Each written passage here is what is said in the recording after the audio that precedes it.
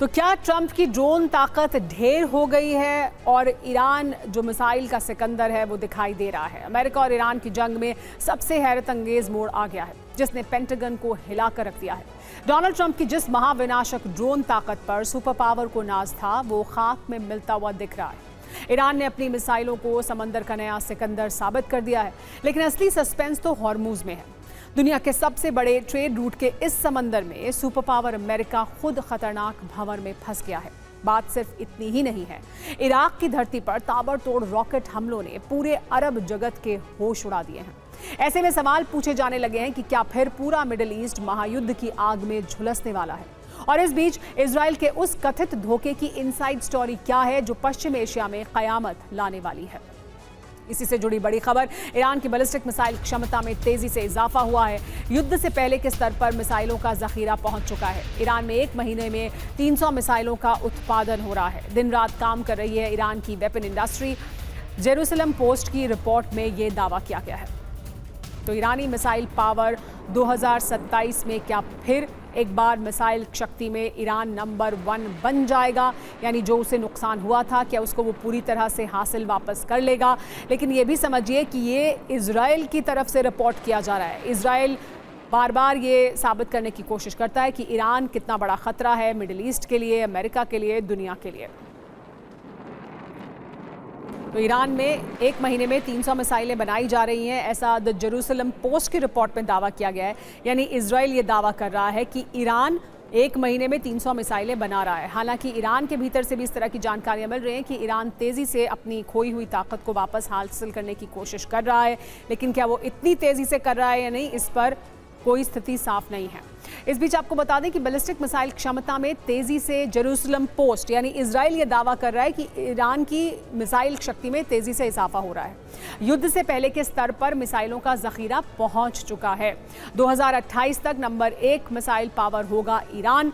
Iran की सैन्य recovery से इजराइल हैरान है। हर महीने 300 मिसाइलों का प्रोडक्शन कर रहा है ईरान, ये कहना है जेरूसलम पोस्ट का। ईरान की मिसाइलों से इजराइल का क्योंकि लगातार ये कहना है कि उन्हें खतरा है। शॉर्ट रेंज की जो मिसाइलें हैं वो 300 से 800 किलोमीटर हैं। इनका टारगेट सऊदी, यूएई, कतर और कुवैत हैं। इसके बाद जो उसके पास मीडियम रेंज की मिसाइलें हैं वो 1000 से 2000 किलोमीटर तक मार कर सकती हैं और टारगेट होता है इजराइल, जॉर्डन, मिस्र और यूरोप, यानी वहाँ तक फिर मार कर सकता है ईरान। ये जेरूसलम पोस्ट की तरफ से हवाले से दावा किया गया, यानी एक बार फिर इजराइल ये बताने की कोशिश कर रहा है कि कितना बड़ा खतरा ईरान और ईरान की जो मिसाइल शक्ति है वो हो सकता है। ईरान इसी को लेकर समय समय पर मुद्दा बनाता रहा है और ईरान के लिए एक बड़ा मुद्दा है ये अमेरिका से। लेकिन मुकाबले के दौरान ईरान ने अपनी मिसाइल और ड्रोन की ताकत का प्रदर्शन किया। ईरान ने जवाबी हमले और युद्ध को बचाने के लिए पूरी ताकत झोंक दी थी क्योंकि सामने दुनिया का सबसे ताकतवर मुल्क था। लेकिन अब ईरान को यह एहसास हो चुका है कि अमेरिका बहुत मजबूत नहीं बल्कि बेहद कमजोर देश है। यही वजह है कि ईरान का डिफेंस मोड अब ऑफ कर दिया गया है। ईरान अब बेहद आक्रामक मूड में है और अमेरिका को सबक सिखाने की ठान भी चुका है। ईरान अब ट्रंप के शासन के अंत तक जंग को खींचने की प्लानिंग कर रहा है और हमले का दायरा अरब से बढ़ाकर अमेरिकी शहरों तक करने की तैयारी में है। ईरान अमेरिका के साथ चल रही जंग को तब तक खींच सकता है जब तक राष्ट्रपति डोनाल्ड ट्रंप पद से हट नहीं जाते। ईरान बहुत जल्द दुश्मन के इलाके में ऑपरेशन शुरू करेगा। ईरान की सेना को सुप्रीम लीडर मुश्तबा के आदेश का इंतजार है। ईरान 2029 तक युद्ध को जारी रखने की योजना बना रहा है। अमेरिका में ट्रंप का कार्यकाल खत्म होने तक मिशन जारी रहेगा। अमेरिकी खुफिया एजेंसी FBI हाई अलर्ट पर है। यूएस का गृह सुरक्षा विभाग DHS भी सतर्क है। स्लीपर सेल और ईरान के समर्थकों पर नजर है। अमेरिकी बॉर्डर पेट्रोल की एक खुफिया रिपोर्ट है जिसके मुताबिक ईरान मैक्सिकन कार्टल्स के रूट का इस्तेमाल कर रहा है। कई ईरानी एजेंट अमेरिका में घुसपैठ कर चुके हैं। ईरान ने 2011 में वॉशिंगटन में सऊदी राजदूत की हत्या की साजिश रची थी। इस काम का जिम्मा कुद्स फोर्स के कमांडर अब्दुल रजा शहलाई को सौंपा गया था। इसके जरिए मेक्सिको के गिरोह लॉस जेटास को यह काम सौंपा गया, लेकिन ईरान का यह प्लान सफल नहीं हो सका था। इस रिपोर्ट है कि Iran Wyoming, Utah, Nebraska, Colorado, new Mexico, Washington और कैलिफोर्निया को टारगेट बना सकता है। किनाहन ड्रग कार्टेल का संबंध IRGC की डार्क फ्लीट से है। किनाहन कार्टेल आयरलैंड का शक्तिशाली ग्रुप है। ईरान यूरोप के जरिए अमेरिका में घुसपैठ कर आ सकता है। ईरान की अमेरिका के खिलाफ प्लानिंग से अरब में डर है। यूएई की तरफ से ईरान के साथ हमले न करने की डील हुई। यूएई ने बदले में ईरान को बहुत बड़ी रिश्वत पहुंचा दी है। ईरान युद्ध में अमेरिका को लगा है बड़ा झटका। अमेरिकी अधिकारियों के हवाले से बहुत बड़ी खबर सामने आई है। अमेरिकी ड्रोन रणनीति पर पहले से ज्यादा दबाव है। अब तक 45 अमेरिकी MQ-9 रिपर ड्रोन तबाह हो चुके हैं और ये अमेरिका के महंगे और शक्तिशाली ड्रोन हैं जो ध्वस्त हुए हैं। तो अमेरिका की ड्रोन पावर कैसे खत्म हो गई है ईरान युद्ध में और उस पर कितना दबाव है, ये अमेरिका के अधिकारी ही बता रहे हैं। तो देखिए हुआ क्या है, आइए आपको समझाते हैं और ये कितने बड़े और महंगे ड्रोन हैं अमेरिका के जो नष्ट हो रहे हैं।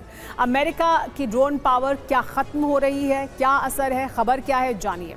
45 अमेरिकी MQ-9 रिपर ड्रोन नष्ट हुए हैं। अमेरिकी रिपर बेड़े का करीब 25% तबाह हो गया है। 1.3 अरब डॉलर का नुकसान बताया जा रहा है। MQ-9 रिपर ड्रोन क्या है समझिए। अमेरिका का प्रमुख निगरानी और स्ट्राइक ड्रोन है ये। इसका असर क्या होगा, अमेरिकी ISR क्षमता पर दबाव और बढ़ेगा। ईरानी एयर डिफेंस क्षमता को इससे बढ़ावा मिलेगा। महंगे ड्रोन को हर इलाके में भेजना भी मुश्किल है।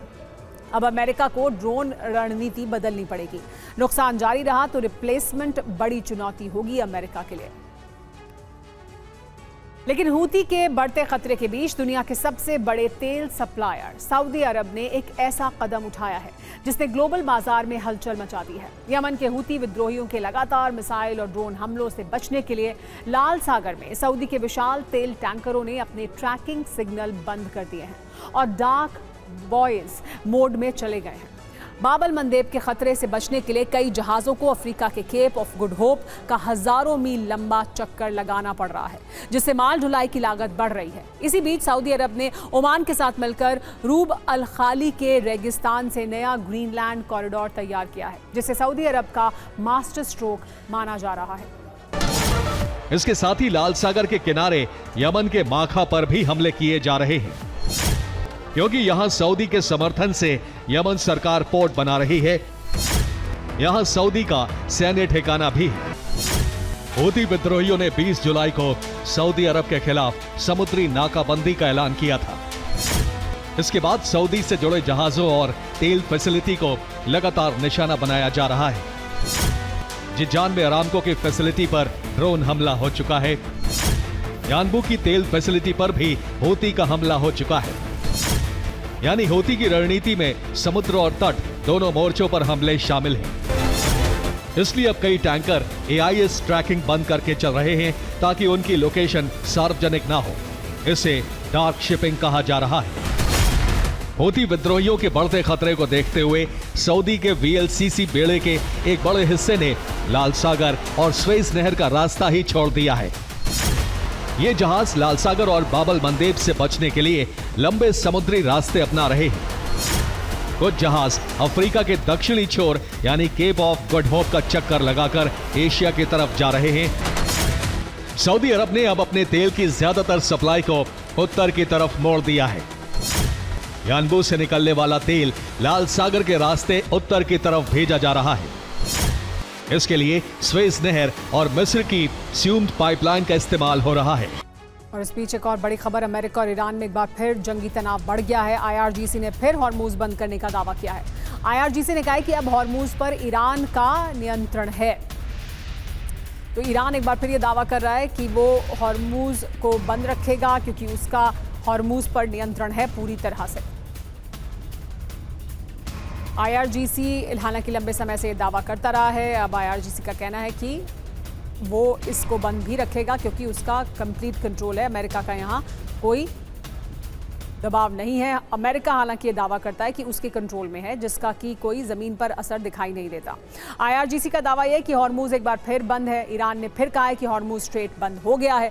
2 जहाज़ों पर हमले के बाद हॉर्मूज स्ट्रेट को बंद किया गया है। समुद्री आवाजाही पर ईरान का ही नियंत्रण रहेगा। IRGC ने ये एक बार फिर साफ कर दिया है। IRGC की नज़र से कोई जहाज़ नहीं बच सकता है। हॉर्मूज बंद होने से तेल सप्लाई पर असर पड़ेगा। तो कई दफा युद्ध के मैदान पर लड़ी गई हर जंग सिर्फ गोलियों और बारूद का खेल नहीं होती। कुछ युद्धों की नींव उससे कहीं ज्यादा गहरी और अंधेरी होती है, जिसे लालच की मिट्टी से पाटा जाता है। सत्ता और धन के सौदागर युद्ध की बिसात पर स्वार्थ की चाल चलते हैं। ईरान अमेरिका युद्ध को लेकर ऐसा ही दावा किया जा रहा है। युद्ध एक ऐसा षड्यंत्र बन चुका है जिसकी कीमत अमेरिकी निवेशकों को चुकानी पड़ रही है। ट्रंप के खेल से हॉर्मूज में बारूद बरसता है तो शेयर बाजार लहूलुहान हो जाता है, और वहीं से शुरू होता है अमेरिका की आर्थिक लाश पर अरबों डॉलर कमाने का खेल। सुपर एक्सक्लूसिव रिपोर्ट में जानिए हॉर्मूज में बारूदी खेल से ट्रंप की तिजोरी फुल का पूरा सच क्या है। सवाल ये हो जाता है, क्या किसी को पहले से मालूम था कि अगला धमाका कब होगा? क्या किसी को पहले से पता था कि शांति का अगला संकेत कब आएगा? क्या किसी को पता था कि हॉर्मूज में बारूद कब बरसेगा? क्या किसी को पहले से जानकारी थी कब ईरान तक शांति का संदेश भिजवाया जाएगा? और आरोप के घेरे में सिर्फ अमेरिकी राष्ट्रपति डोनाल्ड ट्रंप नहीं, उनके करीबी जेरेड कुशनर और स्टीव विटकॉफ भी हैं, जिनको लेकर ईरान ने दावा किया है युद्ध और कूटनीति के संकेतों की टाइमिंग ने बाजार में ऐसे उतार चढ़ाव पैदा किए जिनसे अंदरूनी जानकारी रखने वालों ने मार्केट में ताबड़तोड़ खरीदारी की, जिससे ट्रंप के करीबियों ने अरबों डॉलर कमा डाले। उनका दावा है कि अमेरिकी सैन्य अभियान बाजार बंद होने के बाद शुरू होते थे और बाजार खुलने से ठीक पहले बाजार के अनुकूल बयान जारी किए जाते थे, ताकि अंदरूनी सूत्र यानी इनसाइडर्स पहले ही उस जानकारी पर ट्रेड कर सके। ऐसा कई बार हो चुका है। 10 जून को ट्रंप ने कहा था समाधान नहीं निकला तो ईरान पर बहुत बड़ा हमला करेंगे। इससे अमेरिकी शेयर मार्केट सेंसेक्स नैस्डैक 1.98% गिर गए थे। 11 जून को ट्रंप पलट गए। उन्होंने कहा ईरान पर संभावित हमला रद्द करते हैं, वार्ता जल्द हो सकती है। इससे नैस्डैक करीब 2.54% उठ गया था। इसी तरह का पैटर्न 8 जुलाई को देखा गया, जब ट्रंप ने कहा था मैं किसी भी सूरत में ईरान से करार नहीं कर सकता, हम युद्ध के लिए तैयार हैं। इससे नैस्डैक में करीब 1.5% की गिरावट हुई थी, जबकि 13 जुलाई को ट्रंप ने फिर बयान दिया जिसमें कहा ईरान नाकाबंदी पर शर्तों के साथ वार्ता को तैयार है, जिसके बाद नैस्डैक में 1.6% की बढ़त हुई थी। और अमेरिका के वित्त मंत्री स्कॉट बेसेंट ने चेतावनी दी है, अब ईरान पर होगी सख्त कार्रवाई का है स्कॉट बेसेंट ने। ईरान पर नए आर्थिक प्रतिबंध संभव हैं। अगले हफ्ते ईरान पर होगा आर्थिक प्रहार।